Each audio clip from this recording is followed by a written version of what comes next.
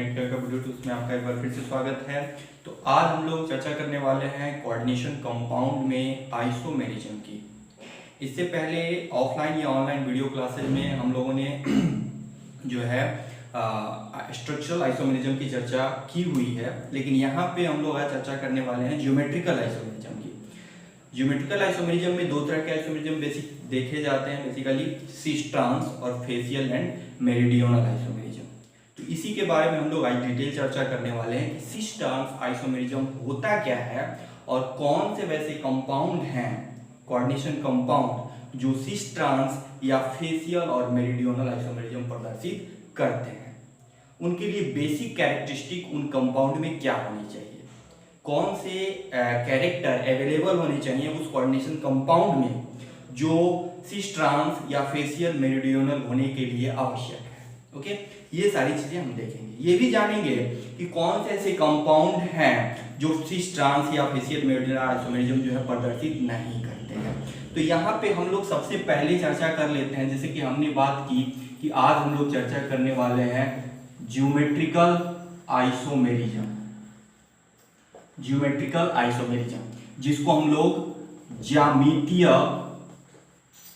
समावयवता कहते हैं, समावयवता कहते हैं। ओके, तो ज्योमेट्रिकल आइसोमेरिज्म या ज्यामितीय समावयवता, सबसे पहला जो कैरेक्टर है, सबसे पहला जो हम आपको बताने जा रहे हैं, जो ज्योमेट्रिकल आइसोमेरिज्म प्रदर्शित करने के लिए सबसे पहला जो कैरेक्टर होना आवश्यक है वो है कि वो कोऑर्डिनेशन कंपाउंड हेट्रोलेप्टिक होना चाहिए। हेट्रोलेप्टिक होना चाहिए।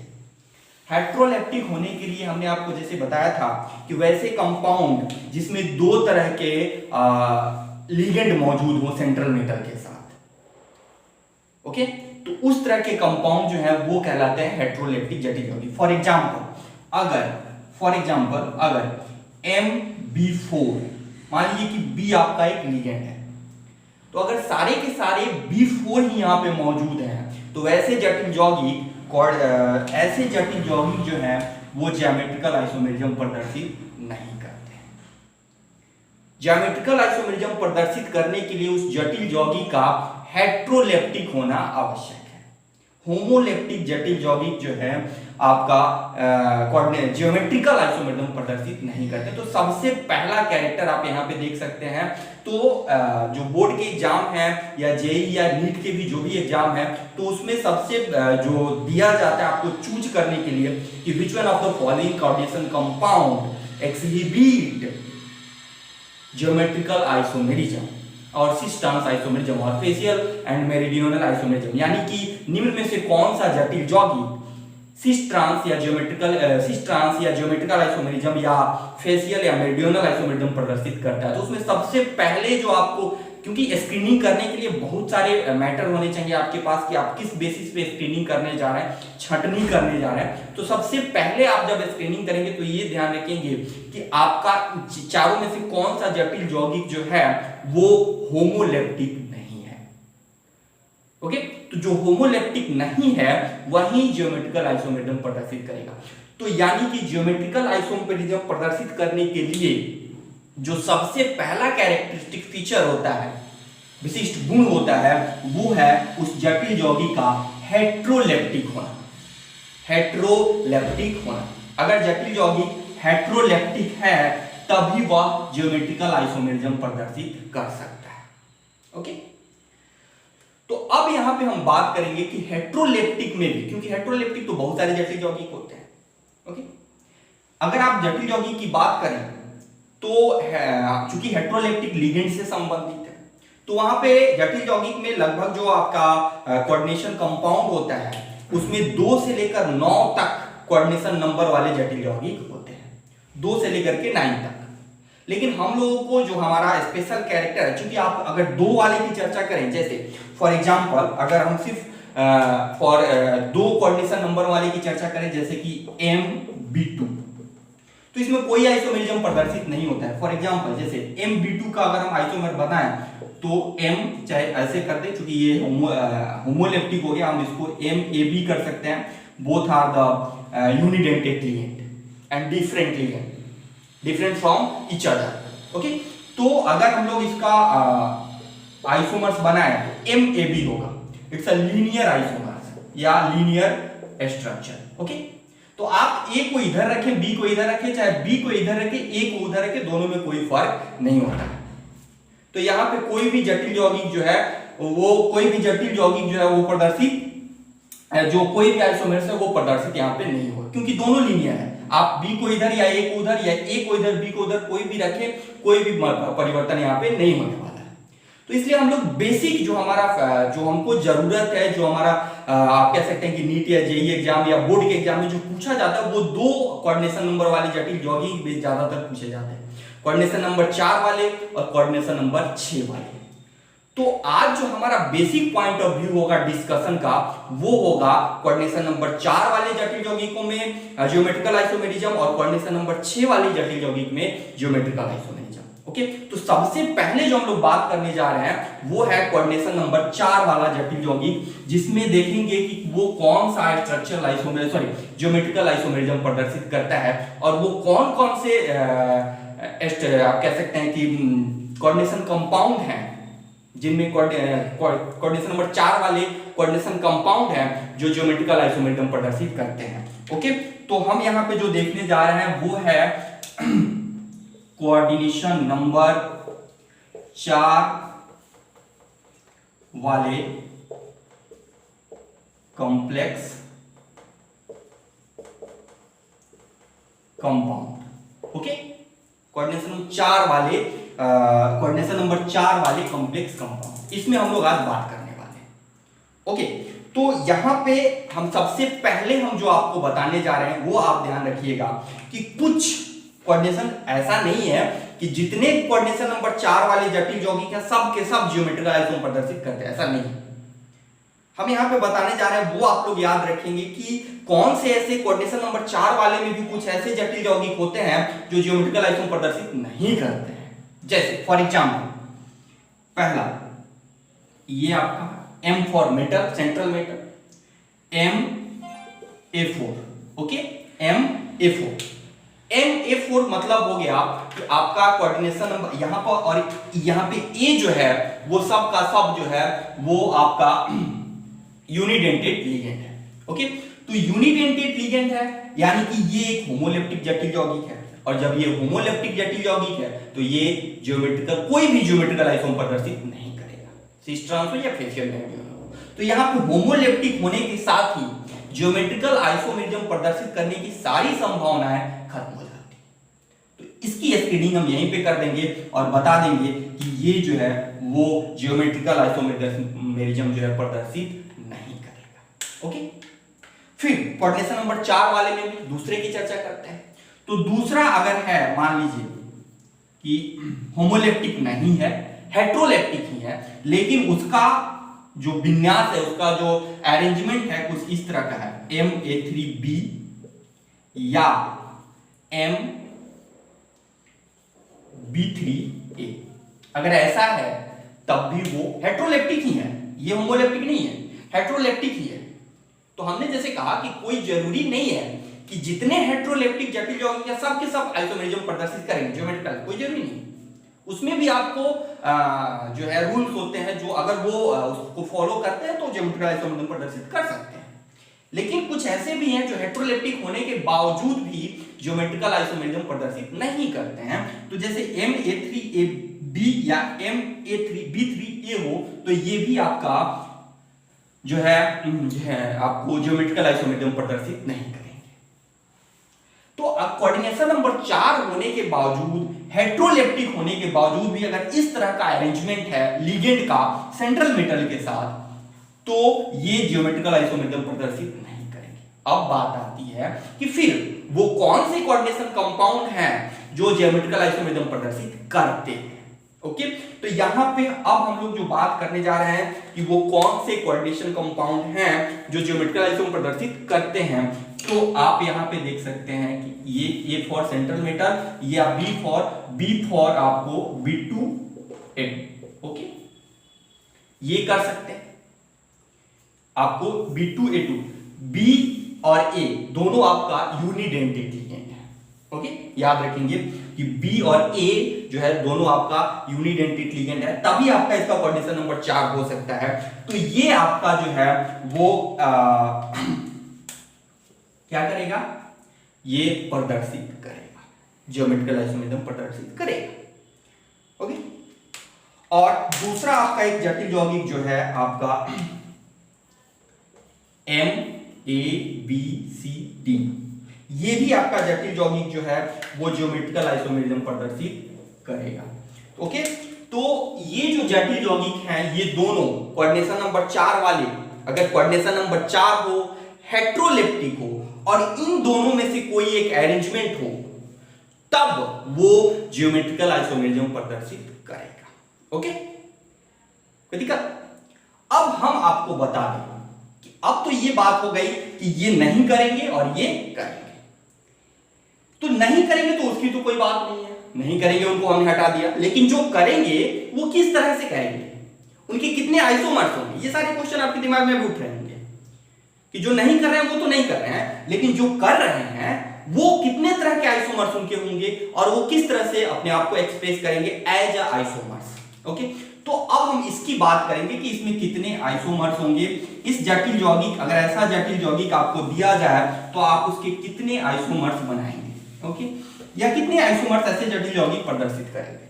तो सबसे पहले जो हमने वो यहाँ पे बात की कि आज हम लोग बात करने वाले हैं सिस ट्रांस और फेसियल एंड मेरिडियनल। ओके, तो सिस ट्रांस और फेसियल मेरिडियनल में अब बात वहीं आने वाली है कि सिस ट्रांस और फेसियल एंड मेरिडियनल। तो जो हमारा सबसे पहला है जो प्रदर्शित करता है वो हमने कहा कि M-A2-B2 वेयर, यानी कि जहां A and B unidentate ligand, जहां पे A और B दोनों जो है वो यूनिडेंटेट लिगेंड है। ओके, फॉर एग्जाम्पल अगर हम लोग ले लें इसी का एक फॉर्मूला, हम लोग एग्जाम्पल के तौर पे ले लेते हैं यहां पे कि जैसे CO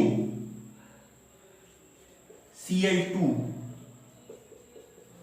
NH2, okay, CO Cl2 NH2 का होल चार्ज आप यहां पे ऐसे भी लिख सकते हैं Cl, ठीक है। तो अगर ऐसा हो या ऐसा नहीं लिखें तो अगर Cl को आप हटा दे तो यहां पे एक प्लस लिख दे, कोई भी लिख सकते हैं। तो इसको अगर हम एग्जांपल लें, बात वही है, A2Cl2 A2 NH2 का NH2 का होल 2 NH2 का होल 2 B2। अब इसके कितने आइसोमर्स होंगे, क्योंकि क्वेश्चन आपको ऐसे नहीं, ये तो एक डेमो है कि इस तरह का एज लाइक मॉलिक्यूलर फॉर्मूला आपको कोऑर्डिनेशन कंपाउंड फॉलो करना है, तो आपको क्वेश्चन ऐसे ही मिलेंगे। तो अगर इस तरह का हो तो वो कैसे आइसोमर्स प्रदर्शित करते हैं, तो यही जटिल यौगिक जो है अब ये जो दो तरह से प्रदर्शित कर सकते हैं, जैसे CO NH2 NH2 Cl Cl, okay, और दूसरा CO NH2 Cl Cl H2, okay. तो यहां पे आप देख रहे हैं कि दो सिमिलर लिगेंड जो हैं एडजेसेंट साइड पे मौजूद है, एडजेसेंट साइड पे मौजूद है, और यहां पे आप देख रहे हैं कि दो सिमिलर जो है वो अपोजिट साइड पे है। यहां पे दोनों सिमिलर एडजेसेंट साइड पे है और यहां पे दोनों जो है वो अपोजिट साइड पे है। तो अगर इस तरह का जटिल यौगिक आपके पास हो और उस जटिल यौगिक में दो सिमिलर लिगेंड जो है एडजेसेंट साइड पे मौजूद हो, तो उसको हम लोग कहते हैं सिस आइसोमर्स। क्या कहते हैं? सिस आइसोमर्स। और अगर ऐसा हो तो उसको हम लोग कहते हैं ट्रांस आइसोमर्स। इसी को हम आपको बता रहे थे कि ये जो जटिल यौगिक है इसको हम लोग सिस ट्रांस आइसोमेरिज्म यानी कि ज्योमेट्रिकल आइसोमेरिज्म में जो जटिल यौगिक हैं वो सिस ट्रांस और फेसियल मेरिडियोनल प्रकार के आइसोमेरिज्म प्रदर्शित करते हैं। तो फेसियल मेरिडियोनल की जो बात होती है वो कोऑर्डिनेशन नंबर 4 वाले कंप्लीट कंपाउंड के साथ नहीं होती है, यहाँ पे सिस और ट्रांस ही प्रदर्शित होते हैं। फेसियल और मेडियोनल की जो बात होती है वो कोऑर्डिनेशन नंबर 6 वाले के साथ होती है। तो यहाँ पे हम लोगों ने जैसे बात की थी कि दो तरह के कोऑर्डिनेशन नंबर 4 वाले कॉम्प्लेक्स कंपाउंड में दो तरह के मॉलिक्यूलर फार्मूला वाले कोऑर्डिनेशन कंपाउंड जो है वो आपका जो है प्रदर्शित कर सकते हैं ज्योमेट्रिकल आइसोमेरिज्म, जिसमें पहले की चर्चा हम लोगों ने कर ली कि इसमें सिस और ट्रांस आपका जटिल यौगिक जो है वो प्रदर्शित करेगा। तो दिक्कत अब दूसरा जो हम लोगों ने कहा था कि MABCD अगर हो तो वो कैसे प्रदर्शित करेगा, तो उसको हम लोग देखते हैं कि अगर MABCD प्रकार का मॉलिक्यूलर फॉर्मूला टाइप का अगर कोई जटिल यौगिक है तो वो किस तरह का जो है ज्योमेट्रिकल आइसोमेरिज्म प्रदर्शित करेगा। ओके, तो यहाँ पे हम लोग लिखते हैं MABCD। तो हमारा जो दूसरा जटिल यौगिक है MABCD, ओके, हेटेरोलेप्टिक जटिल यौगिक है और ये चारों जो हैं वो यूनिडेंटेड लिगेंड है। तो कोऑर्डिनेशन नंबर 4 ऑलरेडी हो गया। यहां पे किस तरह का प्रदर्शित होगा, तो ये ऐसे जटिल यौगिक है इसके 3 आइसोमर्स होते हैं। अगर ऐसे जटिल यौगिक आपको मिलते हो तो यहाँ पे बहुत ज्यादा नहीं पूछा जाता कि क्या होता है, लेकिन आपको नंबर पूछा जाता है। नीट के एग्जाम में ऑलरेडी पूछा जा चुका है, जेई में भी एक बार पूछा जा चुका है। तो अगर इस तरह के जटिल यौगिक हों तो उसके सिर्फ 3 आइसोमर्स होंगे। पिछले में आपने देखा कि सिर्फ 2 ही आइसोमर्स थे, Ma2B2 हो तो सिर्फ 2 ही आइसोमर्स होगा, एक सिस दूसरा ट्रांस, लेकिन यहाँ पे 3 आइसोमर्स होते हैं, 2 सिस और 1 ट्रांस। ओके, तो ये ध्यान रखेंगे। तो यहाँ पे 3 आइसोमर्स होंगे, हम आपको बना के दिखा देते हैं। पहला जो होगा MABC और D। ओके, अब आप दूसरा जब बनाएंगे तो C और B को रहने दीजिए, MBAB और C, और तीसरा जो होगा वो हो जाएगा M, और D और B को अब एक साथ रहने दीजिए, DBC और A। ये 3 आइसोमर्स आपके प्रदर्शित होंगे, इसमें 2 C से एक ट्रांस होगा। ओके, तो जिसमें हमने कहा कि एडजेसेंट रहने दीजिए, वो आपका सिस है, जो अपोजिट हो गया वो ट्रांस हो गया। तो यहाँ पे 2 सिस एक ट्रांस माना जाता है। और सबसे जरूरी बात यहाँ पे हम आपको बता दें कि कोऑर्डिनेशन नंबर 4 वाले जटिल यौगिक जो होते हैं वो 2 तरह के होते हैं। अगर आप अभी हम आप लोगों को आगे क्लासेस में बताएंगे तो कोऑर्डिनेशन नंबर में आगे आपको पढ़ना है कि स्क्वायर प्लानर, उनका स्ट्रक्चर जो होता है वो स्क्वायर प्लानर और टेट्राहेड्रल होता है। तो ये आप अगर लिख लेंगे, इसके 3 आइसोमर्स होते हैं। एक चीज आप लोग नोट कर लेंगे कि कोऑर्डिनेशन नंबर 4 होने के बावजूद भी सब हो, कोऑर्डिनेशन नंबर 4 हो, वो कंपाउंड हेटेरोलेप्टिक हो, लेकिन जो नोट में हम आपको यहाँ पे बताने जा रहे हैं वो कुछ ऐसा है कि कोऑर्डिनेशन नंबर 4 होने के बावजूद भी आप टेट्राहेड्रल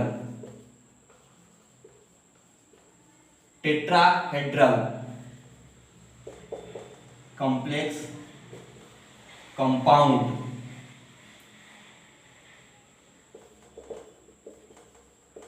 सिस ट्रांस आइसोमेरिज्म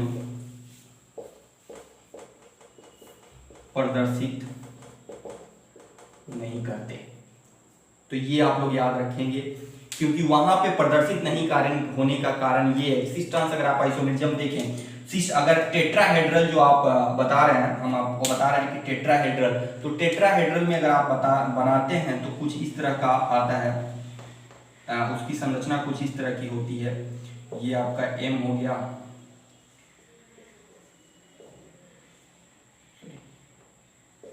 B हो गया। ओके, तो यहाँ पे जैसे उसमें हम लोगों ने देखा था कि 2 एडजेसेंट पे थे और 2 एक एडजेसेंट पे थे, या दोनों अपोजिट थे, लेकिन यहाँ पे 3 जो है एडजेसेंट में आ जाते हैं और एक अलग हो जाता है। आप देख रहे हैं कि वहां यहां जैसे हमने आपको बात की थी कि A, B और B, तो 2 अलग अलग एडजेसेंट पे हैं, मतलब 2 एक साथ हैं, फिर 2 एक साथ हैं एडजेसेंट साइड पे, या दोनों, या दूसरे में हमने देखा था कि 2 अपोजिट पे हैं। लेकिन यहां पे आप देखते हैं कि यहाँ पे 3 एडजेसेंट पे हो जाते हैं, तो इसलिए इसको कोई नाम नहीं दिया जा सकता, ऐसा अभी कोई नामकरण हुआ नहीं। तो इसलिए ऐसा माना जाता है कि अगर इस तरह का जटिल यौगिक है, कोऑर्डिनेशन नंबर 4 होने के बावजूद भी, हेटेरोलेप्टिक होने के बावजूद भी, अगर उसकी संरचना है आप कह सकते हैं कि टेट्राहेड्रल है, तो वो आपको ज्यामितीय समता प्रदर्शित नहीं करती है। तो अगर क्वेश्चन आपसे पूछा जाता है कि क्यों, ऐसा क्यों होता है, तो आप लिख सकते हैं क्योंकि टेट्रा, आप चूंकि ये संरचना एक बना देंगे, आप बताएंगे कि टेट्राहेड्रल में आपको ये 3 लिगेंड जो हैं वो एडजेसेंट साइट पे आ जाते हैं, इसीलिए ये जो है वो जटिल यौगिक ये इस प्रकार के जटिल यौगिक जो हैं वो ज्यामितीय समता प्रदर्शित नहीं, सिस्टम समता प्रदर्शित नहीं करते। ओके, तो ये थी कोऑर्डिनेशन नंबर 4 वाले जटिल यौगिक की कहानी, जिसमें हम लोगों ने आइसोमर्स की बात की, आइसोमेरिज्म की बात की। अब हम लोग बात करते हैं कोऑर्डिनेशन नंबर 6 वाले जटिल यौगिक के बारे में, जिसमें हम लोग जानेंगे फेशियल एंड मेरिडियोनल आइसोमर्स के बारे में कि उसमें क्या होते हैं, और ये भी जानेंगे कि क्या कोऑर्डिनेशन नंबर 6 वाले जटिल यौगिक सिस ट्रांस प्रदर्शित करते हैं या नहीं करते। करते हैं तो कैसे करते हैं, नहीं करते कैसे, क्यों नहीं करते। तो यहां पे हम लोग बात करेंगे कोऑर्डिनेशन नंबर 6 वाले complex compound. Okay, coordination number 6 वाले कॉम्प्लेक्स कंपाउंड। तो यहां पे भी हम लोगों ने जैसे पिछले में बात की कि किस तरह के जटिल यौगिक प्रदर्शित कर सकते हैं और किस तरह के प्रदर्शित नहीं करते हैं। तो यहां पे हम लोग सबसे पहले आपको बता दें कि अगर MB6 हो, सॉरी A6 मान लेते हैं, MA6, जहां A जो है यूनिडेंटेट लिगेंड है, तो अगर ऐसा है तो ये होमोलेप्टिक हुआ। इस तरह के जटिल यौगिक जो हैं वो कोऑर्डिनेशन नंबर जो आइसोमर्स है, ज्योमेट्रिकल आइसोमर्स है, वो प्रदर्शित नहीं करते हैं क्योंकि होमोलेप्टिक है। ओके, दूसरा MB3, जहां B3 डाइडेंटेट, तो B3 डाइडेंटेट है तब भी इसका कोऑर्डिनेशन नंबर 6 होगा, 2 3 आप 2 मल्टीप्लाइड बाई 3, तो जहां बाई B3 डाइडेंटेट हो तभी इसका कोऑर्डिनेशन नंबर 6 हुआ, लेकिन फिर भी ये अभी होमोलेप्टिक ही है। तो चूंकि होमोलेप्टिक है तो ये आपका कोई ज्योमेट्रिकल आइसोमेरिज्म प्रदर्शित नहीं करेगा। ओके, तो तीसरा जो जटिल यौगिक है जो प्रदर्शित नहीं करेगा उसमें आता है MA5D,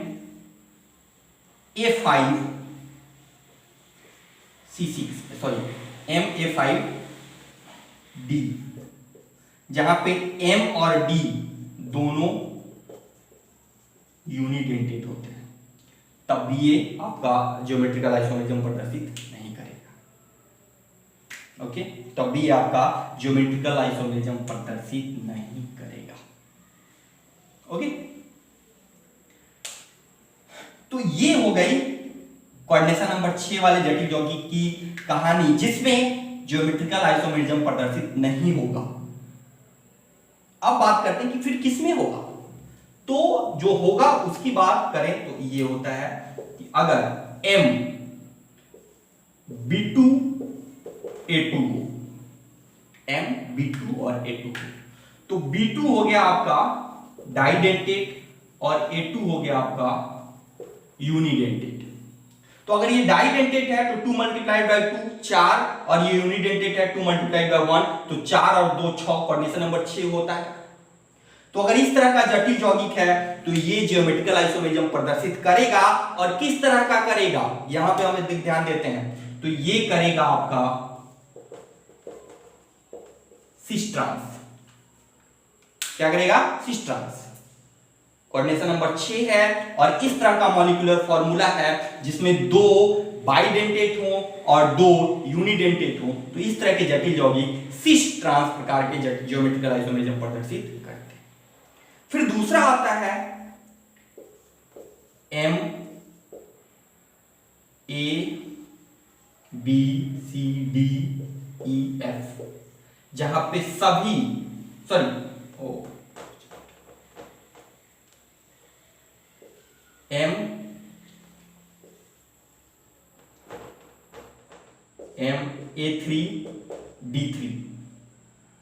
MA3D3 जहां पे दोनों जो है यूनिडेंटेट हो, तो इस तरह के जटिल यौगिक जो हैं वो कौन सी समता प्रदर्शित कर सकते हैं? तो इस तरह के जटिल यौगिक आपको प्रदर्शित करते हैं फेसियल और meridional, facial and meridional. Okay, तो इस तरह के जटिल यौगिक फेसियल और मेरिडियोनल प्रकार के जटिल समावता प्रदर्शित करते हैं। तो चूंकि अब ये प्रदर्शित नहीं करते हैं तो इसकी कोई बात नहीं करेंगे, जो और ये दोनों प्रदर्शित करेंगे। तो अब बात इसकी करनी है कि अगर ये करते हैं, ये सिस ट्रांस करते हैं और ये फेसियल मेरिडियोनल करते हैं तो कैसे करते हैं। तो आइए बात करते हैं इसकी कि ये करते कैसे हैं। ओके, तो यहां पे फिर से लिखते हैं, यानी कि आपने अभी तक ये समझ लिया है कि जो कोऑर्डिनेशन नंबर 4 वाले जटिल यौगिक होते हैं वो सिर्फ सिस ट्रांस प्रदर्शित करते हैं, लेकिन कोऑर्डिनेशन नंबर 6 वाले जो जटिल यौगिक होते हैं वो सिस ट्रांस भी प्रदर्शित करते हैं और फेसियल और मेरिडियोनल भी प्रदर्शित करते हैं। ये चीजें क्लियर हो चुकी है अभी तक आपको कि कोऑर्डिनेशन नंबर 4 वाले सिर्फ सिस और ट्रांस प्रदर्शित करते हैं, लेकिन कोऑर्डिनेशन 6 वाले सिस ट्रांस भी प्रदर्शित करते हैं और फेसियल एंड मेरिडियोनल भी प्रदर्शित करते हैं। बस लेकिन मैटर करता है कि वो डिपेंड करता है कि उसमें लिगेंड किस तरह के हैं, है ना। तो अब आते हैं हम लोग अपने पॉइंट पे। जो पहला हमारा था कि M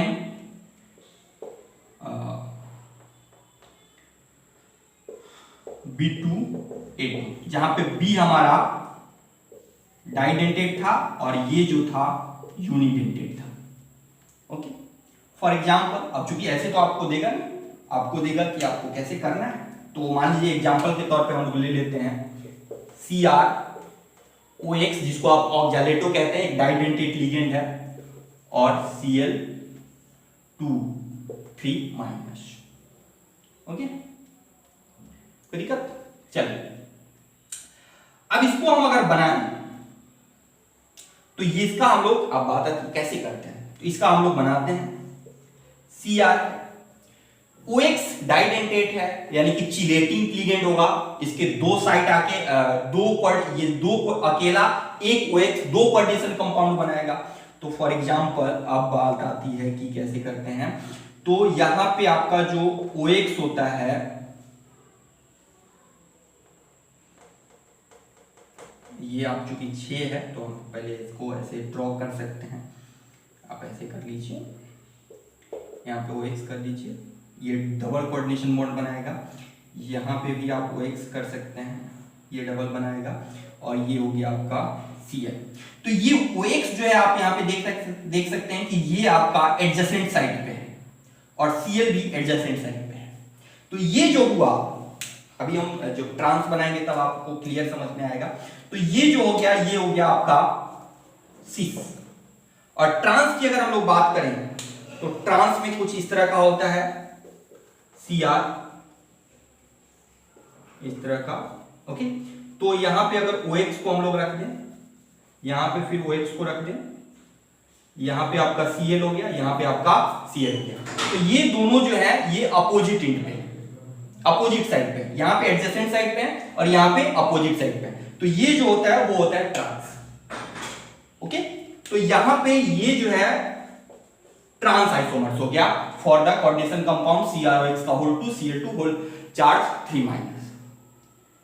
तो इस तरह का अगर जटिल यौगिक आपको दिया जाता है और पूछा जाता है कि which one of the coordination compound containing coordination number 6 exhibit cis trans isomers.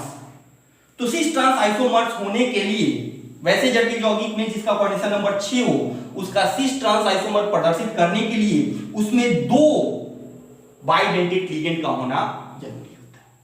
तो अगर इस तरह के जटिल यौगिक हैं तो वो सिस ट्रांस आइसोमर्स प्रदर्शित करते हैं।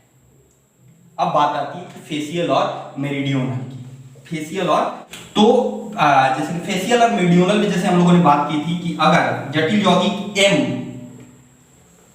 A3D3 हो और दोनों, यानी कि ये दोनों जो हैं वो यूनिडेंटेट लिगेंड है, तो इस तरह के जटिल यौगिक जो है वो फेसियल और मेरिडियोनल आइसोमेरिज्म प्रदर्शित करते हैं, फेसियल एंड मेरिडियोनल आइसोमेरिज्म। तो यहां पे फॉर एग्जांपल अगर ले लें कि मान लीजिए कि आपका CO NH3 का होल 3 NO2 का होल 3। ओके, तो इस तरह की जटिल यौगिक में हम फेसियल एंड मेridional आइसोमेरिज्म देख सकते हैं, जैसे कि CO आपका NH3 NH3 NH3 NO2 NO2 NO2। तो ये तीनों एक साइड पे, तीनों एडजेसेंट साइड पे, तो इस तरह को इसको हम लोग कहते हैं आपको फेसियल।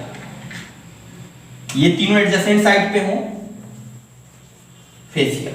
अगर मेridional की बात करें तो मेridional में ठीक इसका अपोजिट होता है, तो यहां पे हो जाता है CO, जैसे कि आप यहां पे हम ड्रॉ कर लें एक बार। ओके सॉरी, यहां पे चूंकि ऐसे है,